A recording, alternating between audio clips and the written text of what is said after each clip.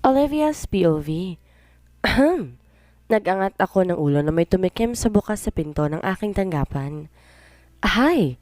It was Drake Morales who pays a visit. Can I come in, Mrs. Jones? I cleared my throat para akong biglang kinabahan sa pagdalo nito. Pasok ka. Pumasok naman to at naupo, tsaka nalibot ang paningin sa loob ng aking opisina. I wonder, why are not joining his office? I mean, ni Carter? Ayan na, at nagsisimula na tong magtanong. Binaba ko ang sign at naupo ng matuwid na nakaharap dito. Because each of us needs privacy. Sa bahay magkasama na kami, pati ba naman sa office? Mahinahon kong sagot sa tanong niya. Kaya ano ang mangyayari kung gagawin para sa iyong pagbisita, Drake? Wala lang. Gusto ko lang makausap at mas makilalang naging asawa ng pinsan ko. Wika nito sa mas kalmang boses. Kumunot ang noo ko. Wala ka bang trabaho? Ngumiti ito. Meron. Pareho mo rin palang pinsan ko. Tutok sa trabaho na kahit coffee break, subsub pa rin sa trabaho. Napapailing nitong sabi. Ngumiti naman ako. Well, this is our nature. Ang boring naman. Sabi mo break time, bakit ka nandito? Di ba dapat nasa pastry ka at nagkakape? Do not worry. Paparating na ang kape ko at sayo. Kumunot ang noo ko. Magsasalita sana ako na may kumatok sa labas ng pinto ng opisina ko. In a second may dumungaw na isang canteen staff na may mga dala. Come in. Pumasok yon at biglang lumabas pagkatapos silapag ang dala nito sa mesa ko. Let's have coffee and sandwich, Olivia. Pag-aya nito sa akin. Tumingin ako dito at bahagyang umiti. Thank you but I will not accept. No for an answer? Wika nito. May atraso ka ba bang isang dinner date sa akin? Kumunot ang noo ko. Dinner date? Yes, dinner date. Hindi dahil may asawa ka na, hindi ka na makikipag-date sa akin. Pinsan ako ni Carter and remember, utang mo yun sa akin na iangkas kita sa kotse ko pauwi sa bahay ninyo. Sa mismong araw ng kasal nyo. Napalunok ako. I did not expect that he was so very vocal. Tiningnan ko ito at seryoso sa kanyang mga mata. Ask, and I will answer your question, Drake. Oh, relax. Ngumisi ito. Coffee mo, oh. Ininapit niya sa akin ng humahanimuyak na kape. Hindi niya magugustuhan yon, dude. Ayaw ng asawa ko ng kape. You should buy him something like milk tea, juice, or chocolate drinks. Napatingin kaming pareho ni Drake sa bukas sa pinto ng opisina ko. Carter brought something, isang mamahaling milk tea. Lumapit ito sa swivel chair ko at tumalik sa pisngi ko. Tsaka ito naupo sa gilid ng mesa ko.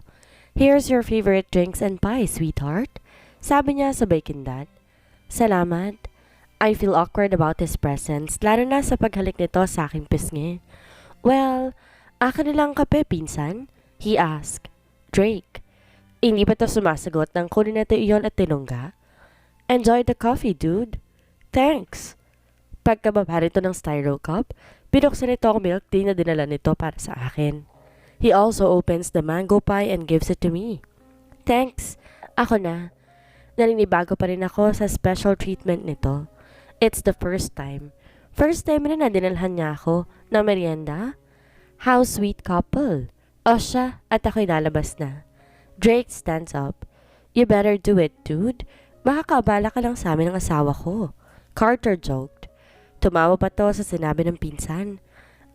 Olivia? Nag-alangat ako ng tingin dito. Do not forget our dinner date tonight. Umuo ka na, ha? Wala nang bawian yun. Dude, pairam munang asawa mo sa isang dinner date namin mamaya. You can join us if you want. Sabi nito at saka ako kinindatan. No, I mean, he cannot join us. Busy siya mamaya. Sabi ko rito. Okay. Mas mabuti ng tayong dalawa na lang para walang istorbo.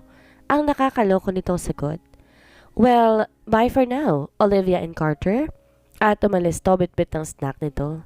What is that dinner for? With my cousin? Tanong nito pagkasara ng pintong labasan ng Drake. Lumingon ako dito. I don't know. Hindi pa nga ako pumapayag sa imbitasyon niya sa akin, sabi ko. Sabay higop nun siya. Salamat dito. I wonder, paano man nalaman na itong paborito ko merienda? Tanong ko rito. You are out of topic. Hindi tanong ang sagot sa tanong ko, Olivia. Ngumisi ako. Alam mo, pareho kayo na ugali ng pinsan mo pala desisyon? Kumunot ang noon nito. And who told you that I'm busy tonight at hindi pwedeng makisalo sa inyo sa dinner mamaya? I-date mo na lang si Cristel, tiyak matutuwa pa yon. Sabi ko ritong nakangisi. But deep inside me, naiinis pa rin ako dito. I will join the dinner. Please lang. Hayaan mo na lang kami ng pinsan mo na mag-date mamaya. I like him. He is vocal and friendly. You like him, huh? Seryoso itong napapatango. Yes, diretsang sagot ko. Tumiim ang pagtitig nito sa akin. Tumayo ito na pinagtataka ko. Walang lingon-lingon itong tumungo sa pinto. Hey Carter, your coffee? Paalala ko rito. Pakitapon na lang. He said and banged my door. Nagulat ako at napapakunot ang noo ko. Anong problema nun? Bigla-bigla na lang siyang i-eksena dito. Then naalis na galit. Hay, minsan di ko na siya maintindihan. Imposible naman kung magsiselo siya sa pinsan niya dahil lang sa dinner date na nalaman niya. Impossible. Wala siyang karapatan tulad ng wala rin akong karapatang magselo sa kanila ni Cristel. Napapailing na lang ako habang umiinom at kinain ng dala nito para sa akin. I faced my paperwork again. Hindi ko rin binigyang pansin ang invitation sa akin ni Drake. Sa palagay ko, di naman totoo sa loob nito ang sinabing dinner date mamaya. When the working hours has done, inayos ko ng mesa ko at naghanda pa uwi. I was about to slid inside my car nang may bumusinang sasakyan malapit sa akin. Lumingon ako at si Drake ang nakita ko sa loob ng may-ari ng kotse. Olivia, convoy tayo. Sigaw nito sa bukas sa bintana. Ha? Oh, come on. Do not tell me you forget our dinner date. Ah, okay. Convoy tayo. Tanging sagot ko na lamang dito. Gumisi ito at saka kumindat sa akin. Huwag na huwag kang tatangkang umuwi, Olivia. I assure you, hindi. Good. So let's go? Sige, mauna ka at susunod na ako. Nauna na nga ito at sumunod ako. Pamilyar naman sa akin ang tinahak nito. Hindi rin yon lalayo sa kalsadang pauwi sa bahay ni Carter. Drake stopped in a top dining restaurant. Minsan na rin akong nadala doon ni Carter. Napatingin ako sa restaurant when I saw a couple going inside. Naalala ko ang tagpong inalalayan ni Carter si Cristel na minsan ko silang nakita. Siguro nag-date din sila ngayon ni Cristel. Hey, ano bang pakialam mo? Bakit pa silang iniisip mo? Ano bang pakialam mo? Wika ko habang nakatingin na rin sa magkapareha. I was pulling out my car key na may kumatok sa bintana ng aking kotse. It was Drake. Sinenyasan ko tong palabas na ako. Tara na, sabi ko matapos isara ang aking kotse. Drake, tawag ko sa pinsan nito nung umalis ng waiter, dala yung order namin. Yes, Olivia? Parente tong naupo at tumingin sa akin. May I ask what's the purpose of this dinner? Pwede bang malaman ko? Umiti ito at umiling. Actually, nothing. Oh, hindi ako naniniwalang wala. It's nothing, promise. Okay, wala. Hindi pa rin ako kumbinsido pero nanahimik na lamang ako. Kahit gusto ko tong piliting sabihin sa akin. You really wanna know? Aniya sa katahimikan ko. I raised my eyebrow. Sabihin mo na kasi kung ano, para hindi ako mag-isip dito. Ngumiti muli ito. Gusto ko lang asarin ang pinsan ko. Kumunot ang noo ko. Reason? Mumuntong hininga ito. Remember the night in the resort? Kung saan tayo una nagka-encounter? Oh, ano meron doon? Pinigilan ko ang mautal. Bakit ka nga ba umuwing mag-isa na hindi siya kasama? I mean, ang asawa mo. Bakit mo siya iniwan? Sunod-sunod na pagtatanong nito. Bumuntong hininga ko. Ayokong sagutin ang tanong niya kaya nalatili akong tahimik at di ko mamibig. Hey, nawala ang boses mo? Tumingin ako rito. Please stop asking me. Why? Masaya kami. May tinatago ba kayo ng pinsan ko sa pagsasama ninyo? Please, mind your own business, Drake. Curious lang ako. Stop it! I said masaya kami. Kaya ba umuwi ka? Dahil nandoon si Cristel na sumaksi sa kasal niyo ni Carter? Napaawang ang bibig ko sa sinabi nito. Hindi ako makapagsalita. Late ako ng gabing yon sa reception ng kasal niyo. Doon mismo sa resort na yon. Hindi ko inaasahan ang tagpong paghaharap ninyong tatlo. Look, ikaw ang asawa. Bakit ikaw ang nag-walk out? Drake, Kung hindi ka titigil, aalis ako ngayon din. Pagbabanta ko rito. Umiling ito. Olivia, huwag mong hahayaan na dalawa kayong babaeng pinagsasabay ng pinsan ko. Ikaw ang mas may karapatan sa kanya, hindi ang babaeng yon. Shut up, wala kang alam. I am just helping you, Olivia. Hindi dahil pinsan ko ang asawa mo, hahayaan ko na lang ang kanyang panloloko sa'yo. Kumunot ang noo ko. Wow, a concerned cousin, ha?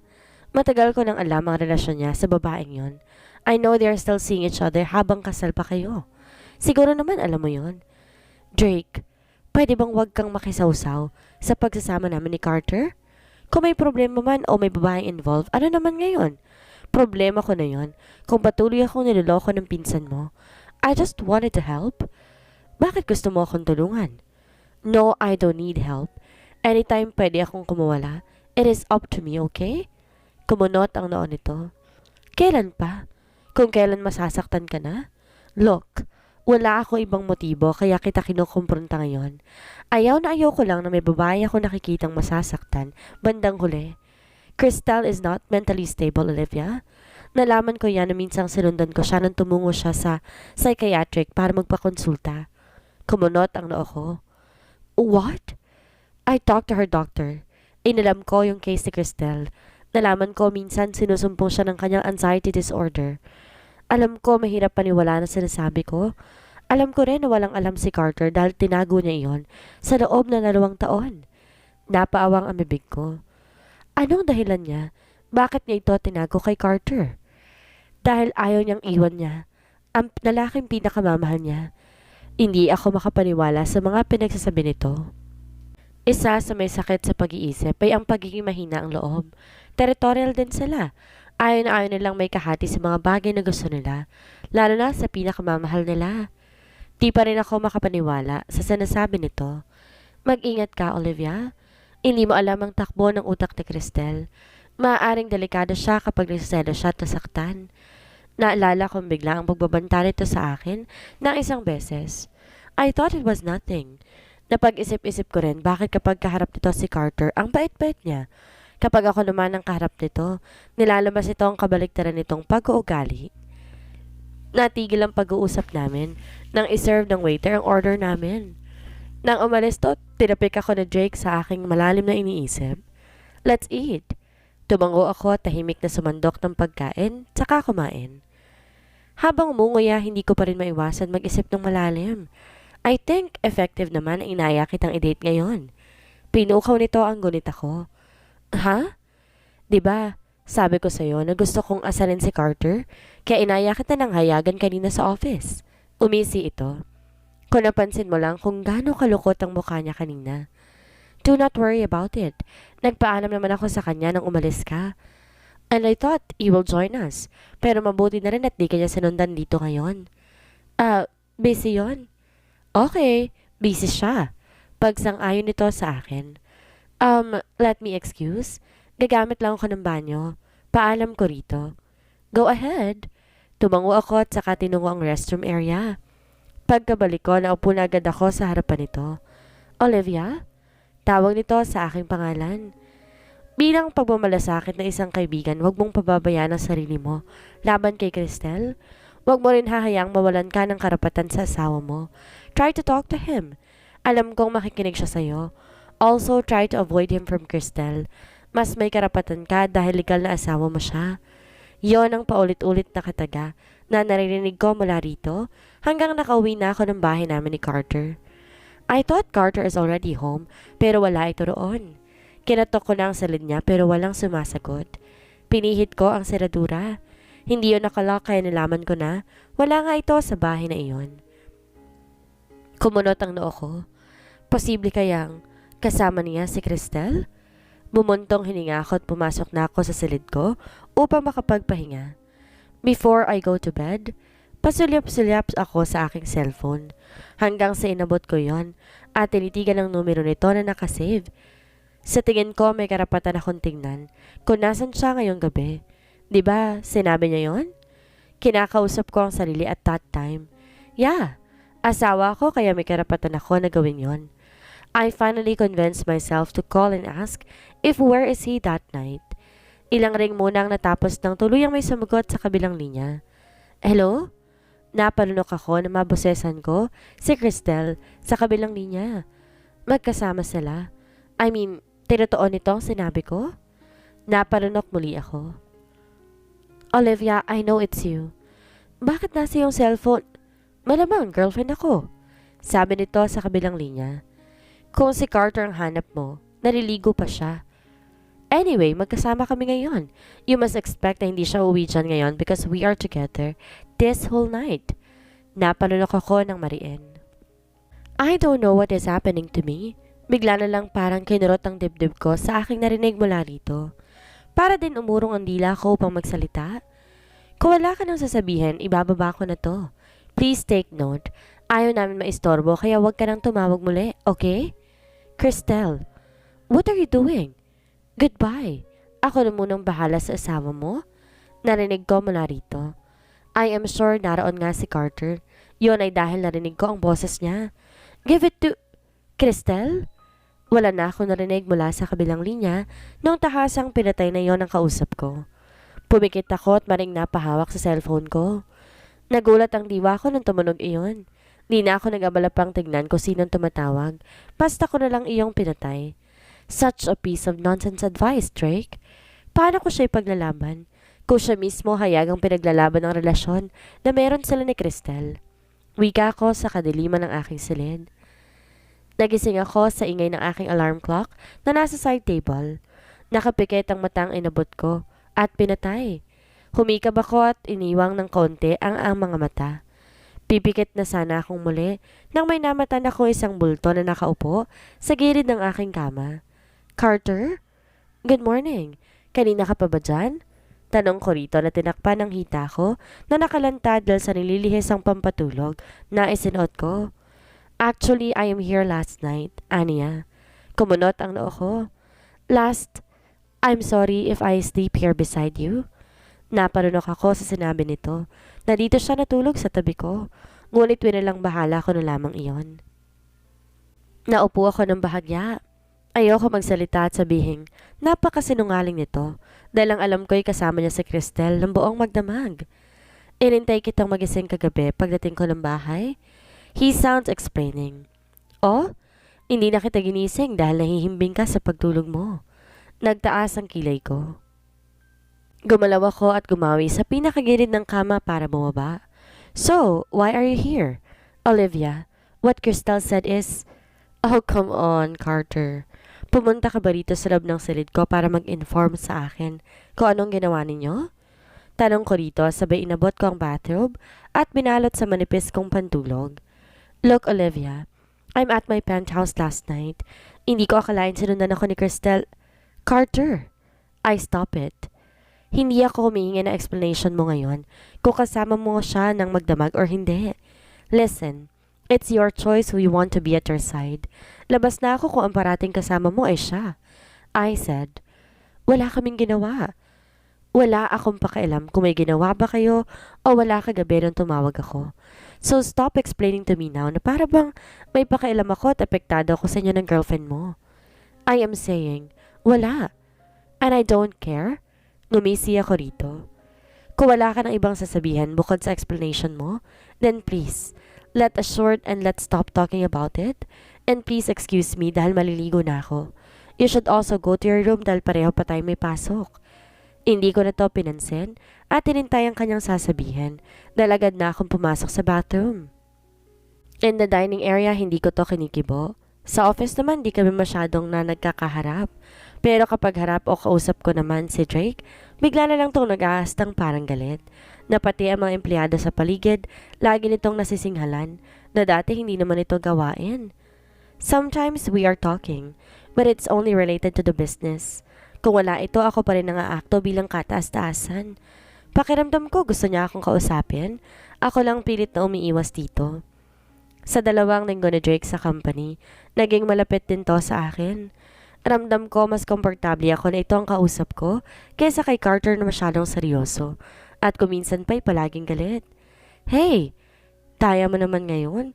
Ako na lang lagi manlilibre sa'yo eh, napakaswerte mo naman. Naturingan kang asawa ng isang tagapagmana, tapos ganyang nagpapalibre ka lagi? Nakatawang sinabi ni Drake nang sinabi kong i-order rin niya ako ng gusto ko. Hoy, sinabi ko bang ilibre mo ako? I am paying my food, tapos ayaw mo namang tanggapin. Saan doon ang nagpapalibre sa'yo? Sana nagkusa ka naman. Nakangisa nitong hirit. Inirapan ko ito. Sa susunod ha, huwag mo na akong isasabay ng order. Inirapan ko pa rin to na tinawanan naman ito ng malakas. Biro lang, ito naman tinutuon na agad. Natatawa pa rin ito. Ewan ko sa'yo. Lumayas ka nga sa office ko. Wala ako nagawa kapag nandito ka. Lagi para mambisit eh. Tumawa pa rin ito. Kung may mapupuntahan lamang sana ako, di naman ako magtsatsaga dito sa office mo. Aba, parang kasalanan ko pa. Oo, kasalanan mo talaga. Kung bakit hindi ka lang cute, hindi talaga ako pupunta rito eh. Hindi ako cute kasi maganda ako. Tumawa na naman to sa banat ko. Ganyan kami kung mag-usap. Ganon talaga siguro kapag komportable ka sa kausap mo. Like the way I am together with my friends. Maganda ka nga. Kaya nga nabigani ako niyan. Olivia, can we talk to my office? Napangat ako ng tingin na may galit na boses ang nagsalita sa bukas sa pinto ng aking opisina. He winks at me. Go ahead, Sleeping Beauty. It was Drake's endearment to me. Maiiwan muna kita, Drake. Tumayo ako at tinungo ang pinto. Hindi maipinta ang mukha ni Carter sa mga oras na yon. Para ba may kinagagalit to sa mga oras na yon? He goes straight to his office. Sumunod din naman ako dito. Namataan ko si Tina, ang kanyang sekretarya, na nakayuko at nang dumaan ang amo nito. Tina, ano nangyari? Ma'am, si Sir kasi galit na may umatras sa kontrata. Olivia? Pareho kaming nagulat ni Tina nang isigaw ni Carter ang pangalan ko ng malakas. Nako ma'am, pasok ka na ho sa loob. Baka mas magalit pa si Sir. Nasa boses pa rin ito ang takot. Huminga muna ako na malalim, tsaka ito iniwan. Pumasok na ako sa loob, tsaka sinara ang pinto ng opisina nito. Look what happened to these investors. Napasinghap ako nung itapon itong document sa harapan ko. Pinulot ko naman yon at tiningnan. Umawang ang bibig ko dahil yon yung kontrata na ginawa ko. What? Di ba naaprobahan na ito kahapon? Nagtataka ako habang binasa ang pinakawaling pahina ng document. What happened? Bakit di mo tanungin ang sarili mo kung ano ang nangyari? Nasa boses nito ang galit habang nagsasalita. Hindi ko alam anong nangyari. Napatingin ako ritong naguguluhan. You informed me this morning na okay na to. Tapos ngayon, cancelled? Nagtataka pa rin ako kung bakit nangyari yon. Hindi ko rin alam. Hindi mo alam? Kampante ka kasi mas maayos mo na isagawa. You did not check it again, and you did not talk to these investors that these documents are already settled. Pasigaw nitong wika. Kumunot ang noo ko sa nakakairitang pagsigaw nito sa akin. Pwede bang wag kang sumigaw? Wag mo akong sigawan na parang empleyado mo lang ako rito. Look what you did. Nawala na malaking kliyente ang kumpanya dahil sa kapabayaan mo. Please, wag kang nga sumigaw. Bakit di mo ako kausapin ng maayos muna, hindi yung naninigaw? Unti-unti na ring tumataas ang boses ko rito. Hinampas nito ng malakas ang kanyang mahogany table na siyang lumika ng malakas na ingay. Napasinghap muli ako sa ginawa nitong iyon. Ito ang isa sa ating pinakamalaking kliyente. Narinig mo ba ako? Hindi ko alam kung ano nangyari. Bakit ba pinipilit mo sa akin na alam ko? Nakasalanan ko kung bakit umatras yan. Because this is all your fault. Sino pang dapat may kasalanan sa nangyari? Ako ba? Wala akong sinabing ikaw. Pero kung tutuusin may kasalanan ka rin dyan kaya nangyari yan. Ha? Kasalanan ko pa? Of course. Masyado mong iniasa sa akin ang lahat na kahit patrabaho mo naman, sa akin pa rin. Lahat ginawan kita ng pabor. Tapos ngayon na nagkakaproblema, ako pa rin ang may mali? Really, Carter? I am pointing. Yes, you are pointing out that this is all my fault. Inaamin ko may mali ako sa nangyari. Pero ikaw ba, aaminin mo may kapabayaan ka na ginawa? Sumigaw din ako katulad nito. Hindi lang kasi ito ang unang beses na pinagtaasan niya ako ng boses kundi maraming beses na. Bakit mo ko isinasali sa mga kamalian mo? Oh wow! Bakit kita isinasali? Of course, because it is your job. Tinulungan lamang kita. Napasama pa pala ako ngayon. Wow, just wow, Carter. Hindi ko na rin napigilan pa ang pagkainis ko na ilang beses ko nang pinigilan. Hindi to kumibo. Di ka mabibig nito na makitang galit pa rin ako. Galit akong nakipagtitigan dito. Maya-maya'y bumuntong hininga ito. Why did it happen? Tanong nito na nasa mababang tono. Ayan, marunong ka naman palang kumalma. Alam mo ang problema na dadala yan sa maayos na usapan, yung hindi naninigaw sa galit na tulad ng ginagawa mo ngayon sa akin. As I remember, hindi lang tong unang beses, ha? Bakit nung nauna maayos? Kalmado ka naman kapag nakikipag-usap sa maniko. Namimersonal ka ba sa akin ngayon? Just tell me. Inis kong tanong dito. Mumuntong hininga ito.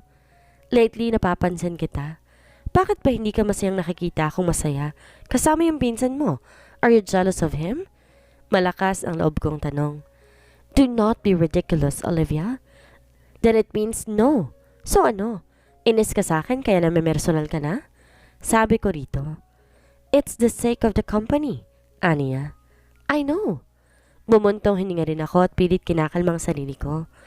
I still wanted to burst out my anger, ngunit hindi naman iyon makakatulong kung patuloy kong papatulan ang init ng ulo nito. I am going. Kung tapos mo nang ilabas ang galit mo ngayon. Anyway, dadalhin ko ang dokumentong to at huwag kang mag-alala. Susubukan kong makakuha ng ilang impormasyon kung bakit nag-back out ang investor natin. Olivia, maiwan na kita. Huling sinabi ko at saka lumabas ng kanyang tanggapan. Ano nga kayang rason bakit nag-back out ang kanilang investor? Ano ang gagawin ni Olivia ngayong may alam na siya sa kondisyon ni Cristel? Hanggang kailan sila magmamaang-maangan sa tuloy nilang nararamdaman sa isa't isa? Yan ang ating aalamin sa susunod nating kabanata.